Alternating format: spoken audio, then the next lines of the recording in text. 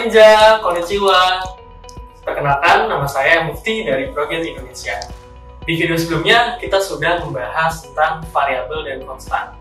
Di video kali ini, kita akan membahas lebih lanjut lagi tentang JavaScript. Khususnya kita akan belajar mengenai percabangan. Apa sih percabangan itu? Apa manfaatnya dan bagaimana cara menggunakannya? Pembahasan kali ini akan dibagi menjadi 3 bagian. Yang pertama, definisi dan konsep dari percabangan. Yang kedua, macam-macam dari percabangan pada JavaScript. Yang ketiga, contoh penggunaan percabangan pada JavaScript. Yuk kita bahas satu persatu. Kita masuk ke poin pertama. Percabangan merupakan suatu perintah yang memungkinkan untuk dieksekusi jika suatu kondisi terpenuhi atau tidak terpenuhi.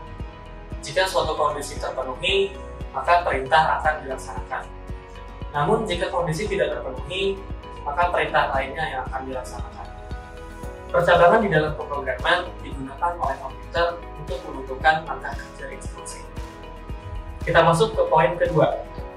Dalam JavaScript terdapat 6 bentuk percabangan, yaitu yang pertama, if.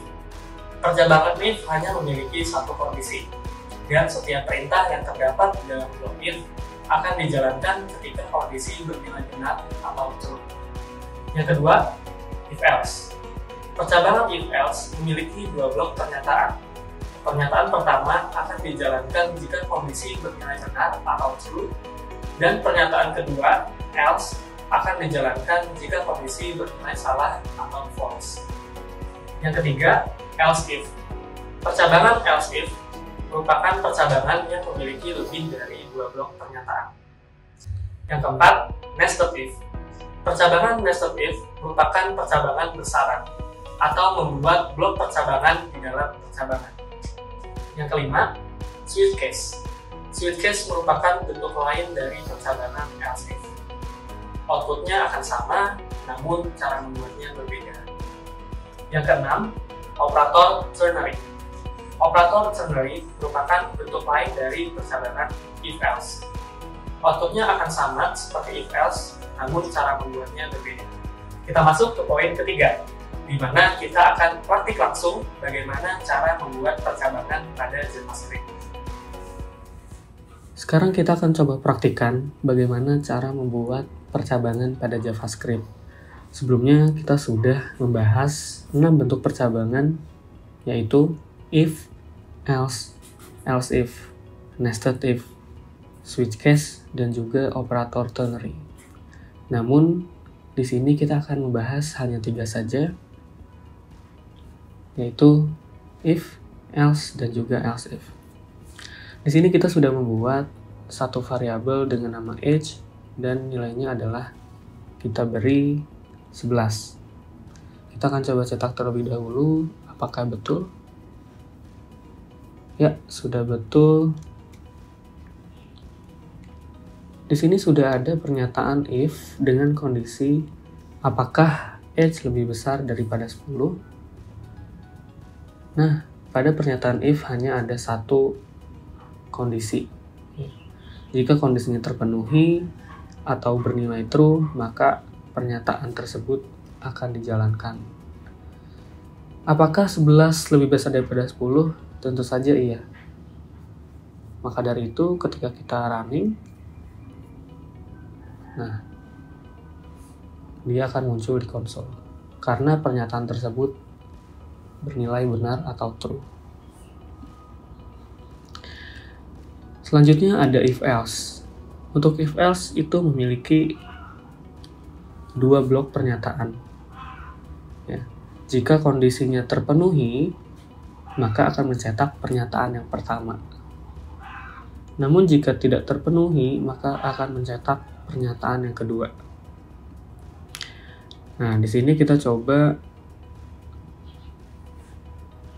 apakah age lebih besar sama dengan dari 18?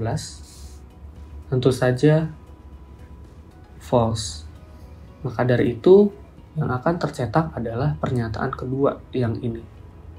Karena ini bersifat atau bernilai false. Sedangkan yang ini dia true. Makanya yang tercetak adalah yang ini. Lalu yang terakhir,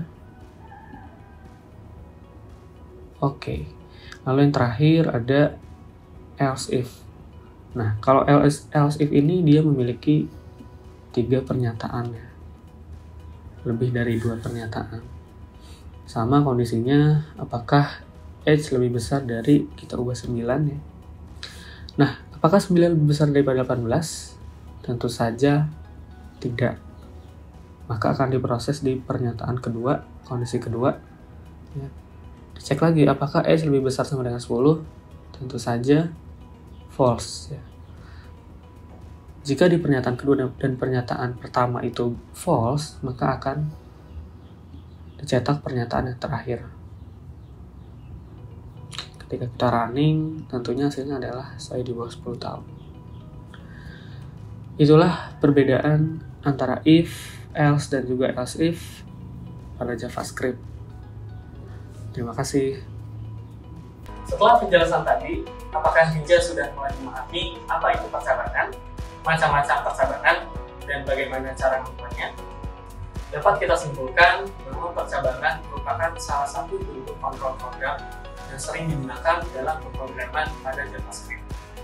Percabangan berguna untuk mengatur alur jalannya program sesuai dengan logika atau kondisi yang kita berikan.